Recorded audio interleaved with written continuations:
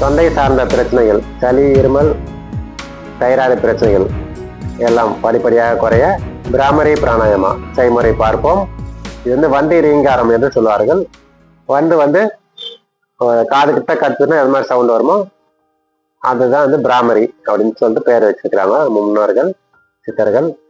இப்போ வந்து பிராமரி பிராணாயாமா செய்முறை பார்ப்போம்.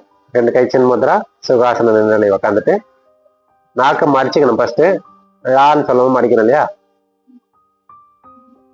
நாக்கு மடிச்சு போச்சுன்னா அப்படியே இருக்கணும். மூக்கு வழியா மூச்சு நல்லா ஆழமா உள்ள இழுத்து ஸ்லோவா மூச்சு வெளியேற்றிட்டு இந்த பயிற்சி செய்யணும். இப்போ வந்து செய்முறை எப்படின்னு பார்க்கலாம்.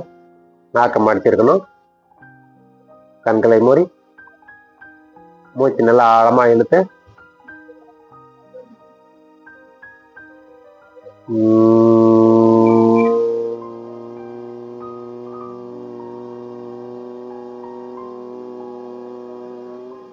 பிராமரி பிராணாயாமத்துல செகண்ட் ரவுண்டு நாக்க மாடிச்சு கண்களை மூடி.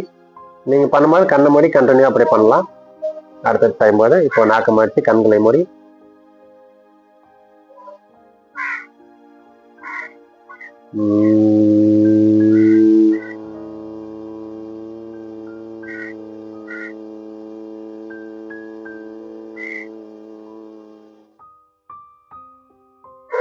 மீண்டும் நாக்க மாடிச்சு மூச்சு நல்லா ஆழமா உள்ள இழுத்து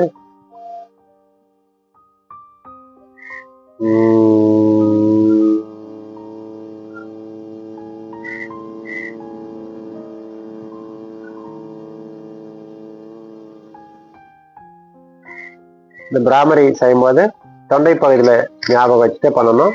செஞ்சு முடிச்சுட்டு உடனே கண்களை திறக்காம ஒரு நிமிடம் இந்த இடத்துல நினைவு நிறுத்தி சுவாசத்தை கவனிச்சுட்டே இருந்தோமா தொண்டை பகுதி நல்லா சக்தி ஊட்டப்படும்.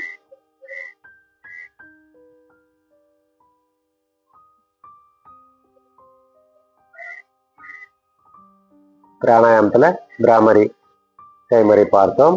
அடுத்தடுத்து பிராணாயாம செய்முறை பார்க்கலாம்.